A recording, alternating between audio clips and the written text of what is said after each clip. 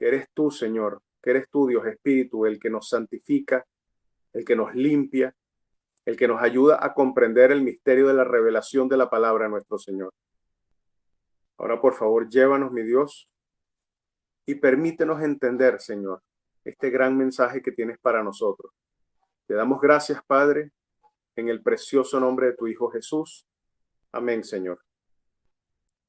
Bien, muchachos, como lo veníamos tratando desde el jueves pasado, estamos aprovechando estos cortos, estos breves jueves que tiene el mes de diciembre para tocar más que lo que tradicionalmente siempre hablamos en diciembre de lo que es el nacimiento de Jesús, podamos entender mucho más allá de quién es el Señor, ¿no?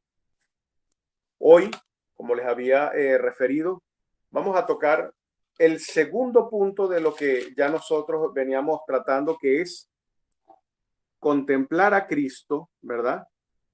Como la consumación de la esencia divina. Necesitamos entender quién es Jesús más allá de lo que ya obviamente, lógicamente sabemos de lo que es la noche del 24, del 25 de la Navidad.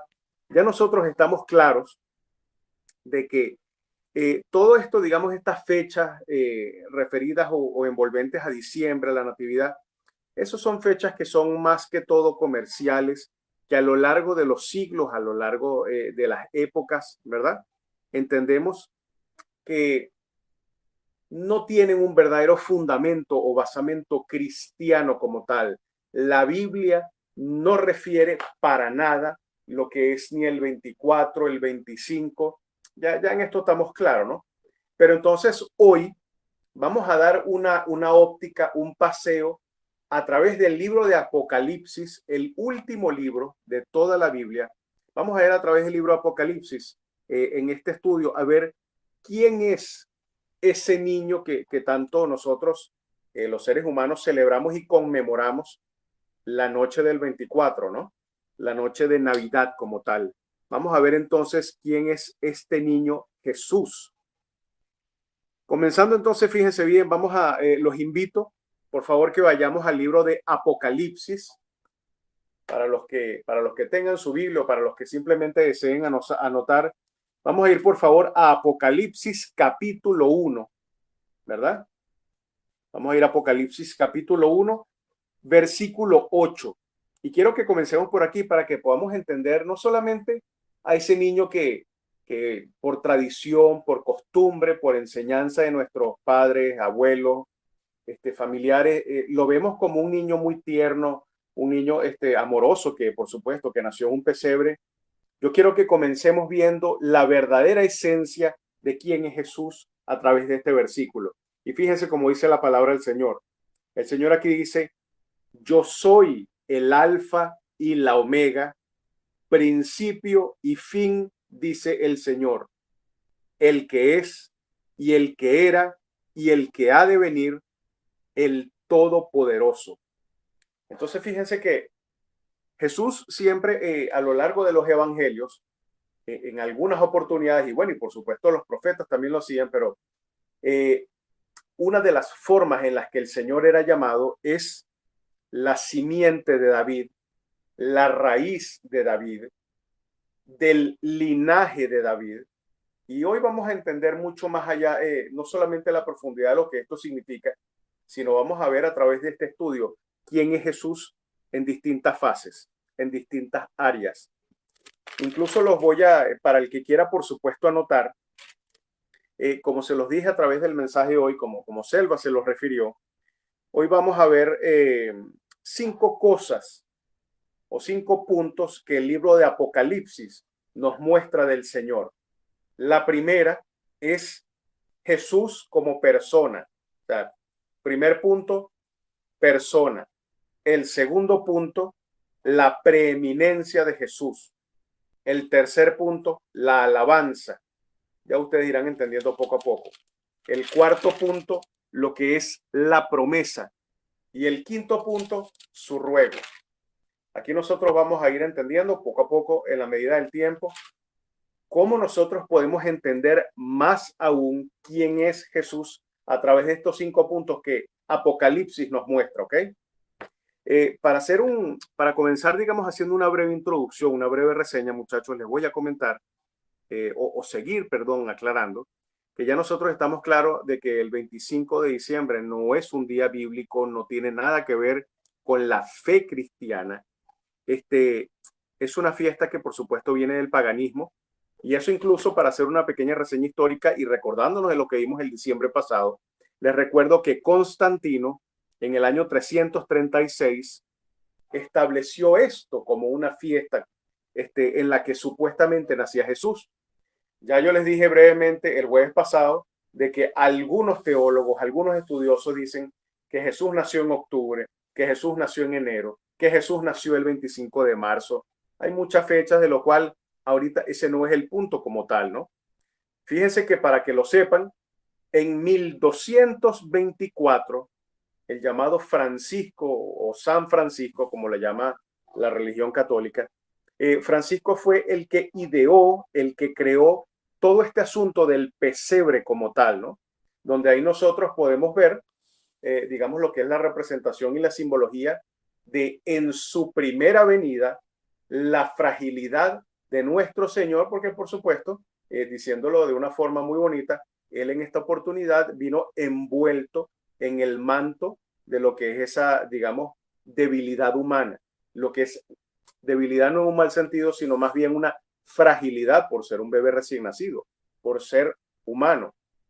Entonces, San Francisco es el que comienza con todo esto. Esto, por supuesto, viene también anexo a lo que es una exaltación equívoca a lo que es a lo que fue María, la madre de Jesús, y dentro de todas estas costumbres que nosotros hemos adquirido, podemos ver de que esto no tiene ningún origen dentro de lo que es el fundamento, la enseñanza o ninguna base de todos los 66 libros de la Biblia.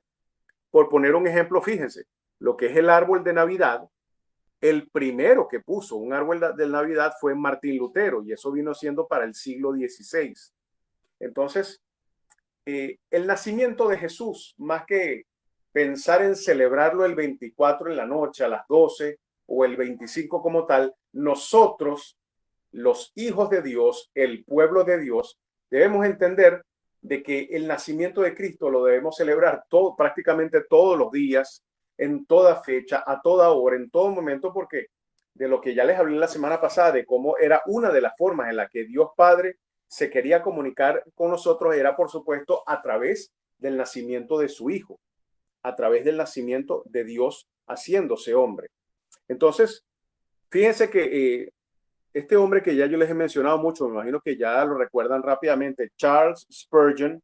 Spurgeon dice o dijo en una oportunidad, lo que es la costumbre de diciembre, todas estas épocas festivas, 24, 25, ya son parte de nuestra cultura. Entonces simplemente lo que debemos nosotros es aprovecharlas en el sentido de sí, en efecto, recordar y rememorar lo que fue el nacimiento de Jesús, sin importar el mes o el día, celebrarlo y aprovechar también, por supuesto, de predicar o de hablar, de hacerles conocer a los demás de que Dios se hizo hombre, de que Dios nació por medio de una virgen. Y bueno, y ya todo lo que nosotros sabemos, que hemos leído, que hemos estudiado y que seguimos aprendiendo, por supuesto. Yo considero que, bueno, que esta visión de Spurgeon, esto que dijo, me parece que es muy sabio y viene a colación, ya que si nos ponemos a ver, evidentemente diciembre, apartando lo que es el hecho de los regalos, de la comida, de la fiesta, de la música, nosotros que somos venezolanos, de lo que son las gaitas, todas esas tradiciones, debemos tomar ese tiempo, un tiempo precioso y valioso, así como por ejemplo lo va a hacer nuestra hermana y su familia que van ahorita a visitar a sus familiares en Venezuela, aprovechar de hablar de lo que es el nacimiento de Cristo y de todo lo que significa para nosotros. Ok, entonces fíjense bien, ya estamos claros en esto.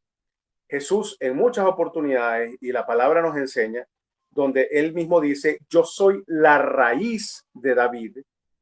Y el Señor, más que simplemente verlo como un bebé en un pesebre, ¿verdad? Tenemos que verlo más que como un cuento para niños. Necesitamos entender y contarles a los demás lo que significa la trascendencia y la importancia de esto, tanto en su primera venida, como lo que ya sabemos y conocemos por su palabra, como en la segunda venida. Entonces, le quiero dar unos paralelos para que ustedes lo entiendan, amados, lo conozcan, lo aprendan y lo puedan compartir también con los demás. Fíjense estos paralelos entre la primera venida y la segunda venida de Cristo. En su primera venida, como ya les dije, bueno, por supuesto, él vino como niño, ya digamos dentro de todo lo que es esa fragilidad humana lo conocimos, dentro de su humildad como ser humano incomparable. Jesús vino dentro de, digamos, embestido en toda esta carne humana, en toda esta fragilidad. Mas cuando venga de nuevo, en esta segunda venida, ya no vendrá simplemente como un niño, ya no será que él va a nacer, sino que ahora él va a venir, es como el Dios omnipotente, el todopoderoso, el que fue, el que es y el que será. Como segundo comparativo, les quiero decir, la primera vez que vino Jesús, por supuesto, estos reyes magos, como los llamamos, como se llaman, les hicieron regalos, les presentaron obsequios, les hicieron presentes. Vinieron, por supuesto, muchos pastores, bueno, algunos pastores, que fueron testigos de esa primera venida, de este nacimiento, pero ahora en la segunda venida, más bien va a ser el Señor, cuando venga en toda su gloria, va a ser Él el que venga y nos dé a nosotros recompensas. Si podemos utilizar las mismas palabras, Él es el que va a venir a traernos el regalo de la recompensa a los suyos, a nosotros, a los que lo estamos esperando. Como tercer punto comparativo, la primera vez que vino el Señor, ¿verdad? No había un lugar donde Él pudiera nacer.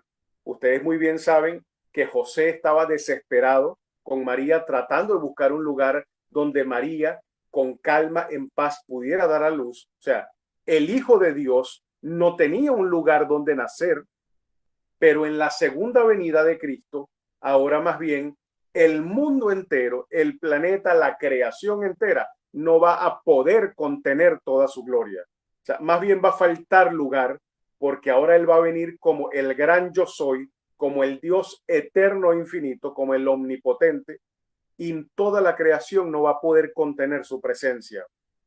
Un cuarto punto paralelo, la primera vez que vino, pocos supieron de su llegada. Supieron, por supuesto, estos tres reyes magos, los pocos pastores a los que los ángeles se le aparecieron y vinieron, por supuesto, a adorar al niño que había nacido, al niño rey. En la segunda vez, en esta segunda venida de Jesucristo, todos, porque la palabra lo dice, Pablo lo explica en Tesalonicense, en el Nuevo Testamento se menciona, todo ojo lo verá. Y eso va a ser, en el buen sentido de la palabra, va a ser un acontecimiento cataclísmico. O sea, toda la creación, toda la humanidad va a ver a Dios, al Hijo de Dios, en su venida en gloria, a venir a buscar a su pueblo, a venir a buscarnos a nosotros, a los suyos. Otro punto comparativo, la primera vez que vino, repito, por supuesto, fue como un bebé. En esta segunda vez, ya lo veremos, es como un rey soberano. Y así sucesivamente podemos seguir, y los invito, si quieren, a modo Omar, ¿te puedo hacer una pregunta? Sí, por supuesto, claro. Cuando tú dices que todo ojo lo verá, yo recuerdo que en el estudio de Apocalipsis del pastor Tomás, él decía que en ese momento cuando manifestaban esto de todo ojo lo verá, no existía la tecnología que existe hoy día, ¿sí? Donde efectivamente pues todo está conectado y la red de internet permite que se vean acontecimientos en todo el mundo que están sucediendo en tiempo online, real, al mismo tiempo. Ahora, consulta muy puntual. Cuando se habla de todo ojo lo vendrá, no dudo de la omnipotencia y omnisciencia de Dios. Se ve como que efectivamente se van a usar estos medios o efectivamente todo él va a tener la capacidad de estar presente, omnipresente. Claro, fíjate bien. Mira, extraordinaria tu pregunta, bendito sea Dios, porque sé que muchos han escuchado esto y es importante aclararlo. Gracias, Selva, Dios te bendiga. Fíjate bien, dentro de lo que es la hermenéutica y la narrativa bíblica que se utiliza en cada uno de estos libros, en este punto particular debemos entender que Dios como un ser omnipresente, ¿verdad? Que es un atributo divino, exclusivo de Dios, que ya le hemos tratado en los atributos de Dios. Cuando se refiere a que todos los ojos lo verán, no significa que Dios necesitará o dependerá en circunstancias de la tecnología humana para que se pueda ver. No. En ese caso, Dios, repito, como un ser omnipresente, Él hará que todo ojo humano, que toda la creación en la tierra pueda ver y apreciar su venida. Por supuesto, claro que sí, no estoy, siendo despectivo en relación a ese comentario que hizo el pastor Tomás, para nada. Evidentemente, claro que sí, los medios, en ese momento yo me imagino que los medios no, el planeta entero va a ser sacudido, porque eso nunca jamás en la historia de la humanidad ha ocurrido, pero eso va a ser simplemente un acompañante, pero Dios no necesita, no va a depender y no va, digamos, a utilizar eso como herramienta para él propagarse, porque por citar un ejemplo, existen muchas islas en el Pacífico Índico, en todo lo que es la zona de las islas de la Polinesia Francesa, donde no existe tecnología o internet como tal. Y aún en esas islas donde existen aborígenes todavía, que se sabe donde no hay medios de internet, como por ejemplo cerca de las Islas Salomón, que están en una de las zonas más céntricas del Pacífico Sur, donde prácticamente no hay este tipo de tecnología.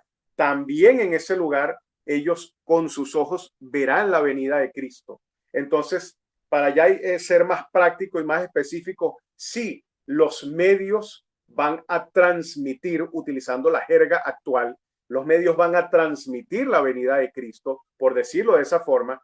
Ojo, esta parte es especulativa, utilizando el sentido común, ya que los medios proporcionan toda la parte audiovisual, pero específicamente yéndonos a la palabra, Dios no necesita ni depende de ningún medio tecnológico del hombre para él cumplir su palabra cuando dice que todo ojo lo verá hacerlo. ¿Queda claro este punto que he expuesto? Sí, Omar, perfectamente. Ok, gracias. Pero gracias por esa pregunta y por favor, cualquier duda la aclaramos en el momento para que no pase y se olvide. Gracias, Selva. Ok, entonces fíjense, el último punto que habíamos tocado rápidamente, la primera vez que Jesús vino, por supuesto, vino como un bebé, vino envuelto en mantas, en esos trapos que tenía. Ahora va a venir como el Rey soberano. Entonces, a lo largo de toda la Biblia, por ejemplo, en el libro del profeta Isaías, podemos ver cómo él es llamado el Mesías, es el niño santo que se esperaba, el consejero maravilloso, el príncipe de paz, el Padre eterno.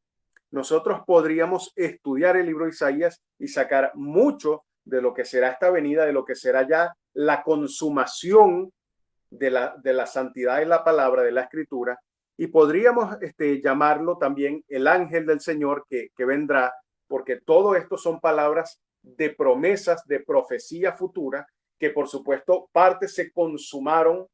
Recuerden lo que hablamos el jueves pasado y lo que es decir la consumación en relación a Cristo. Partes se consumaron en su primera venida, pero también vendrá o estará presente en la segunda venida como tal. Debemos entender entonces que Jesús, como un coigual con Dios, o sea, es el Hijo de Dios, pero es Dios también, Él es eterno y absoluto, lo podremos ver y estudiar tanto en el Antiguo Testamento como en los Evangelios, y estudiar los 4 Evangelios y ahí poder verlo también, por supuesto, como lo que son el cumplimiento de esas promesas, como un bebé, un niño gentil, un hombre humilde, un amigo único, un creador de milagros, un ser poderoso, como un salvador sufriente, porque cuando se hizo hombre, lógicamente, lo vieron las personas de ese momento en la cruz sufrir y padecer. Ya van a ver por qué les digo esto, a dónde quiero llegar. Entonces, se vio como un Señor resucitado y como un Señor ascendiendo, cuando lo vemos en los evangelios, que nos dice que ascendió y se sentó en las alturas a la diestra del Padre. Podemos todo esto estudiarlo, podemos ver, citando lo que tú acabas de decir, en las epístolas, en todas las cartas, y verlo como el sustentador con la fortaleza de todo lo que él puede como omnipotente a sus santos. Lo vemos ahora como un mediador, lo vemos como un gran sumo sacerdote. O sea, dense cuenta que no es solamente el 24 de ver a un niño en un pesebre. Fíjense cómo los estoy llevando desde el Antiguo hasta el Nuevo Testamento. Y miren la otra percepción, la percepción real de la palabra de Dios. Lo veremos entonces como el príncipe de pastores, como ese gran sumo sacerdote, como la cabeza de su iglesia, y no como la percepción humana y como las religiones lo quieren ver, como un simple humano, un niño sujeto a una religión, sino que más bien lo vemos a él como la cabeza de la iglesia, como la cabeza del cuerpo que aquí en la tierra pregona la verdad de su palabra. Y entonces, entendiendo todo esto, que digamos que el retrato más poderoso, ya para ir entrando en tema y dejar la introducción, el retrato más poderoso de Jesucristo como Dios, como un ser divino, lo podemos encontrar aquí en Apocalipsis. Vamos a ir viendo entonces estos 5 puntos que les he mencionado, amados. Entonces, fíjense, para que podamos entender y vayamos desde el punto de partida de este niño que nació en ese pesebre, a poder verlo como la simiente de David, como la raíz de David, debemos entender primero que antes de todo lo creado estuvo él. Entonces, esto se los explico, amados, y les he mencionado los otros títulos porque debemos estar claros en algo. No se puede atribuir a Jesús de Nazaret ningún título que sea menos que uno santo, número 1.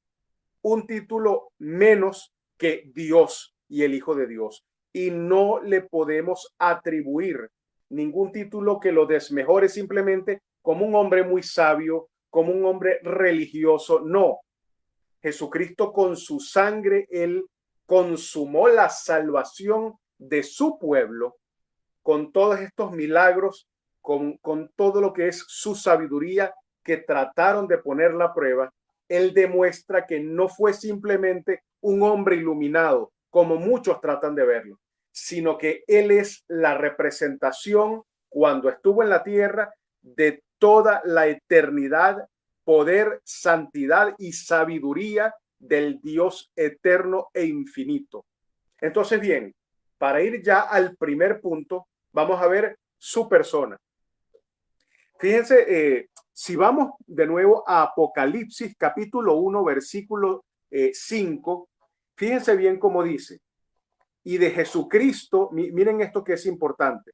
Por ejemplo, con todo respeto para los judíos que no creen que Jesús es el Mesías, el Hijo de Dios, fíjense cómo la Biblia hace esta concordancia. Apocalipsis capítulo 1, versículo 5 dice, y de Jesucristo, el testigo fiel, el primogénito de los muertos y el soberano de los reyes de la tierra, al que nos amó y nos lavó de nuestros pecados con su sangre.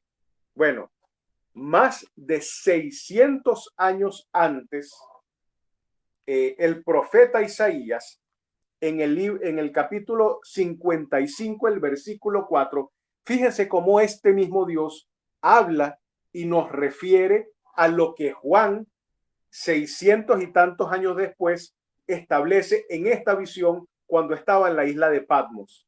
Fíjense cómo dice el versículo 4 del capítulo 55 de Isaías. He aquí, yo lo di por testigo a los pueblos, por jefe y por maestro de las naciones. Hay muchas personas, y créame que muchas en el mundo, a lo largo de todos estos siglos, de 20 siglos, de más de 2000 años, que han tratado de desvirtuar la deidad de Jesucristo. Y amados, créanme que es imposible a lo largo de las eras, a lo largo de los milenios, de los siglos, en que todas estas personas simplemente se hayan puesto de acuerdo para poder entrelazar, como muchos erróneamente lo hacen llamar, toda esta mentira. Aquí claramente podemos nosotros ver que Dios en Apocalipsis, por medio del apóstol Juan, hace ver a Jesús como el testigo fiel. Y cuando aquí se refiere a fiel, se refiere a que Él es digno de ser creído en todo, de que Él es confiable y de que Él vino solamente a decir la verdad del Padre. Él no vino solamente como ese niño frágil y como cualquiera de nosotros que nació y que en nuestra fragilidad nos fuimos desarrollando. Él no vino a aprender la verdad. Él vino a establecer su verdad como Dios y a mostrar al mundo la verdad de la palabra eterna del Padre. Entonces, dentro de lo que es su persona, nosotros podemos ver que Él es un testigo fiel, confiable, digno. Vino, bienvenido, César, ahí está César, Dios te bendiga, hermano, bienvenido. Y de que ahí entonces nosotros, la humanidad, somos lo que tendremos que entender que Jesús es la única verdad y no como han dicho muchos filósofos a lo largo de todos los siglos y de las distintas corrientes filosóficas, partiendo desde los griegos para acá, donde ellos dicen que cuál es la verdad o que existen muchas verdades o que existen muchos caminos para llegar a la iluminación. Eso es falso. Jesús lo dijo claramente en el Evangelio de Juan. Yo soy el camino, yo soy la verdad y yo soy la vida. Nadie viene al Padre sino por mí. Entonces ahí ya podemos tener dentro de este primer punto la introducción de la persona de Jesús como un ser que es único porque es una deidad. Él es parte de la Trinidad del único Dios que existe. Y si cualquier otra persona de alguna religión, de alguna creencia, de alguna secta quisiera decir, pero ¿por qué yo tengo que creer en tu Dios o por qué yo tengo que creer en ese libro?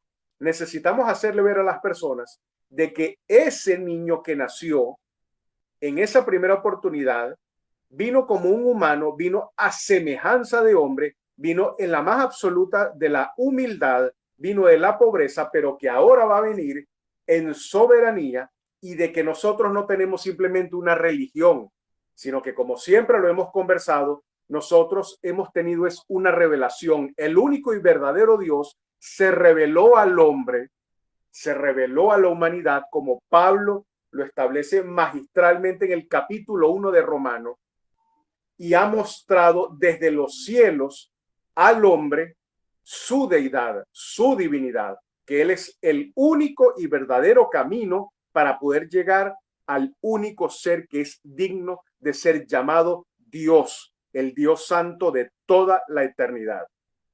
Entonces, fíjense bien, ahorita yéndonos rápidamente al Evangelio de Juan, y que esta parte es supremamente importante, fíjense, el Evangelio de Juan, el capítulo 18, repito, Evangelio de Juan, capítulo 18, en su versículo 37, miren cómo el Señor nos habla y dice, le dijo entonces Pilatos, luego, ¿eres tú rey?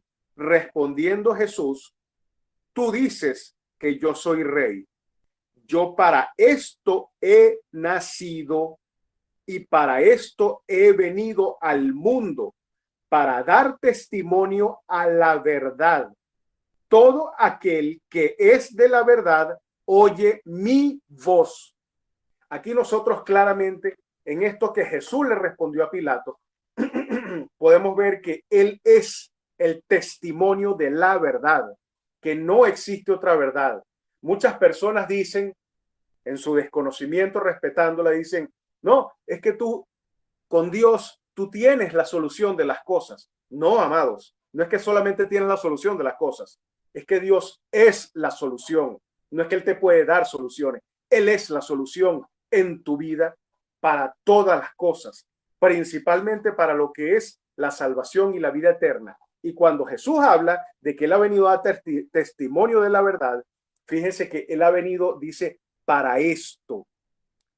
Dentro de todo lo que fue el ministerio de Jesucristo en la tierra como hombre, podemos verlo caminando, repito, como hombre, pero entendiendo que la deidad completa de Dios, que Él era el Dios hecho carne, hizo milagros, hizo maravillas, dijo hechos y sabiduría que no son comparables ni siquiera sumando y reuniendo a todos los pensadores de la humanidad. Entonces, fíjense, este testigo, como también en el rey David en el Salmo 89, si quieren lo anotan, en el Salmo 89 lo dice, este testigo no es más que otro que el Señor de toda la humanidad. Entonces, entendiendo en su persona, que no es simplemente que estamos tratando con alguien muy inteligente, muy ilustrado, no, sino que estamos tratando con el Dios eterno, podemos ver nosotros como cristianos de que más que decir, bueno, sí, vamos a celebrar el 24 a las 12 de la noche el nacimiento del niño Jesús, nosotros debemos ir y predicar, hablar a otros y hacerlos entender que el Dios eterno hizo esto para venir a dar testimonio de la verdad y a predicar a nosotros, a los que, como ya lo hemos tocado brevemente, por predestinación, como dice Pablo en Romanos 8, el Señor nos ha escogido y nos ha apartado. Repito de nuevo, versículo 37 del capítulo 18 del Evangelio de Juan. Respondió Jesús, tú dices que yo soy rey. Yo para esto he nacido. Entonces debemos entender de que Él tiene un título mucho mayor que cualquier otro rey en la tierra, porque Él es llamado Rey de Reyes, Él es llamado Señor de Señores, perdón, y su soberanía, su divinidad va mucho más allá de los simples estereotipos que nosotros hemos aprendido en Navidad, en diciembre, en Nochebuena. Él dijo, yo para esto he nacido y para esto he venido al mundo, para dar testimonio a la verdad. Todo aquel que es de la verdad oye mi voz. Ustedes que están oyendo esta palabra, que han creído en su nombre, ustedes son hijos de la verdad. Ustedes tienen salvación y vida eterna porque Cristo, y aquí se los voy a explicar ahorita, como un ser antes de toda la creación, Él escogió para su gloria a un pueblo que lo apartó y que cree en su verdad. No como le dijo a los fariseos, a muchos judíos que les dijo, ustedes son hijos del diablo, de su padre el diablo, porque si fueran hijos de la verdad, oirían mi voz. Fíjense cómo él dice aquí, para esto he venido al mundo. Ningún otro mortal, ningún otro ser puede decir, para esto yo he venido, en el sentido en el que Jesús lo dijo. Él vino, Él tomó la decisión como Dios de hacerse hombre y de cumplir toda esta palabra y toda la promesa que venimos viendo desde el jueves pasado, que estamos viendo hoy, que continuaremos viendo para el jueves que viene. Entonces, Él es el mayor entre todo lo creado. Él es el primero. Y fíjense como les leí también, Él es el primero dentro de los resucitados. ¿Qué significa esto? Eso no significa que Él fue el primero que resucitó, porque Él incluso, como ustedes bien lo saben, antes de morir, por ejemplo, Él resucitó a Lázaro. Y hubo otras resurrecciones anteriores, como por ejemplo, la que Dios hizo a través del profeta Elías.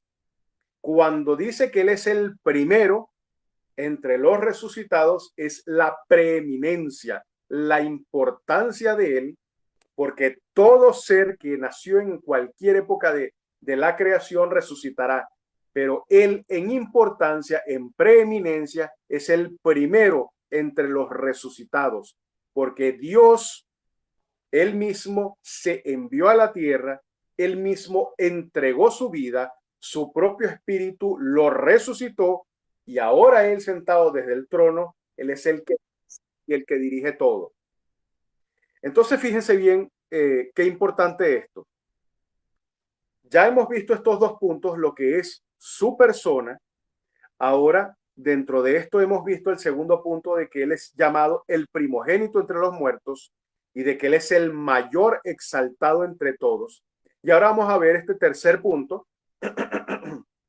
donde podemos ver que no solamente él es llamado Rey de Reyes por un simple título, sino que les voy a dar para que lo noten, en otro momento ustedes lo buscarán para no hacer tan largo, porque ya estamos sobre la hora. En otros puntos podemos ver, por ejemplo, como en Daniel capítulo 4, versículo 37, como en Mateo capítulo 2, versículo 2, como en el Evangelio de Juan, en el capítulo 1, el versículo 49. En todos estos pasajes se habla, se profetiza y se predica donde él, Jesús, es el Rey de Reyes, que no hay otro comparable a él, que él es llamado Anciano de Días, como ya les dije, él es llamado Príncipe de Paz, o sea que todas las cosas, todas las profecías del Antiguo Testamento y todo lo que se reveló en el Nuevo Testamento apuntan a que Jesús es el Hijo de Dios. Entonces, nadie, ni siquiera los judíos, tienen argumento, nadie, y no quiero entrar en polémica, no quiero entrar en ningún tipo de debate, de conflicto con nadie, pero en todo lo que es la Biblia, en todas las promesas, se muestra y se manifiesta que ese niño que nació fue el verbo de Dios hecho carne, así como lo dice, permítanme leérselo, en Juan capítulo 1, versículo 1, en el principio era el verbo y el verbo era con Dios y el verbo era Dios. Este era en el principio y todas las cosas por él fueron hechas. Y así sí, sigue continuamente Juan explicándolo y vamos a ir un momento al versículo 49 para que ustedes vean cómo dice. Respondió Natanael y le dijo, Rabí, tú eres el Hijo de Dios, tú eres el Rey de Israel. Entonces, fíjense, amados, en todas partes, o sea, no es simplemente un dogma, no es simplemente una creencia ciega, todas las muestras, toda la evidencia apunta que la persona de Jesús como hombre sostenía e incluía también a la esencia divina del Dios omnipotente y del Dios eterno. Y les puedo seguir mencionando Primera de Timoteo capítulo 1 versículo 17, Salmo 24 versículo 7, Apocalipsis capítulo 15 versículo 3 y Apocalipsis capítulo 19.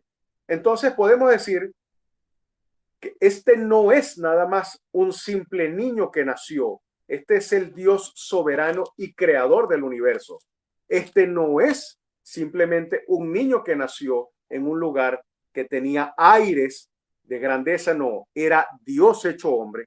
Y Jesús nos lavó con su sangre, nos amó, pero no entendiéndolo como si fuera un tiempo pasado, sino que es un tiempo presente, así como él se revela como el gran yo soy. Cuando nosotros decimos yo soy, eso no es ni en pasado ni en futuro, eso es presente. Él es un eterno presente gran yo soy y él nos ama, nos amó en la cruz y nos sigue amando como Dios y Señor que es de nosotros, presente y en toda la eternidad para siempre, por siempre jamás.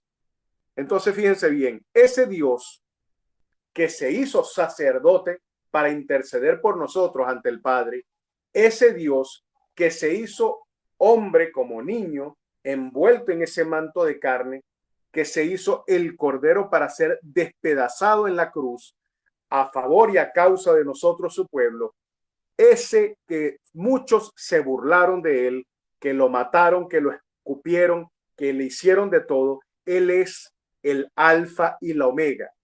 Me imagino, amados, que ustedes lo sabrán, pero lo repito por si hay alguien que no lo sabe. en el alfabeto griego, porque ustedes saben que el Nuevo Testamento fue escrito en griego antiguo, en el alfabeto griego, el alfa es la primera letra y la omega es la última. O sea, Él es el Dios eterno, Él es el yo soy, Él es el que era, el que fue, el que es y el que ha de venir. O sea, y Dios, entiendan esto claramente, Dios cuando venga en la segunda oportunidad, envuelto en toda su gloria y en toda su soberanía, Él vendrá con voz de trompeta a arrebatar a su pueblo, que eso es lo que nosotros estamos esperando. Y eso es lo que para hoy básicamente, hasta este primer punto que es su persona, ya el jueves que viene veremos los 4 puntos, es lo que les quería mostrar. Dense cuenta del paralelo entre lo que les he hablado hoy de Jesús y de lo que nosotros por cultura, por costumbre, por tradición, tenemos simplemente al niño Jesús, a ese niño en un pesebre, donde nosotros debemos entender que Jesús tiene nada más y nada menos que la deidad absoluta. Y nada menos que eso podemos decir. El que diga que Jesús no es Dios está condenado irremediablemente. Es un blasfemo. No tiene el Espíritu de Dios en sí. Está condenado. Tiene que arrepentirse de esto y reconocer que ese niño que vino era también Dios, que Dios se hizo hombre, que Dios se encarnó. Entonces, no es simplemente un bebé que nació una fecha de 24 de diciembre. Él es el Dios eterno que es la cabeza de la iglesia. Él es el que le da vida a la iglesia. Él es el que te sostiene, el que te sustenta a ti en todo, el que te provee, el que lucha por ti y el que cumplirá la perfecta obra que ha comenzado en ti porque has creído en él. Y como lo dice en su palabra, nuestra fe, nuestra salvación, nuestro galardón no es por obras, sino es por fe, creyendo en él y creyendo en esta palabra. Amados, ya para terminar, como siempre les digo, espero que hayamos podido ver en este paralelo, en este símil, no solamente su naturaleza, no solamente poder comparar a un niño con el gran yo soy, con todos estos atributos, con todas estas características que espero que puedan leer en los capítulos y versículos que les di, sino que también podamos ver de que la segunda venida de Jesús es algo que es real, tan real, así como en el Antiguo Testamento como se llama, los padres antiguos esperaban y anhelaban la venida de ese Mesías, así como ellos lo esperaban, y se concretó en ese nacimiento virginal y sobrenatural. Ahora se concretará también que no vendrá solamente como un niño, que no vendrá solamente como un hombre humilde, sino que vendrá como el león de la tribu de Judá, que vendrá como el rey de reyes, el señor de señores, y en toda su gloria la creación entera no lo va a contener. Vino como niño y no tenía ni siquiera dónde nacer. Ahora toda la creación no va a poder contener la gloria de la presencia de Jesucristo.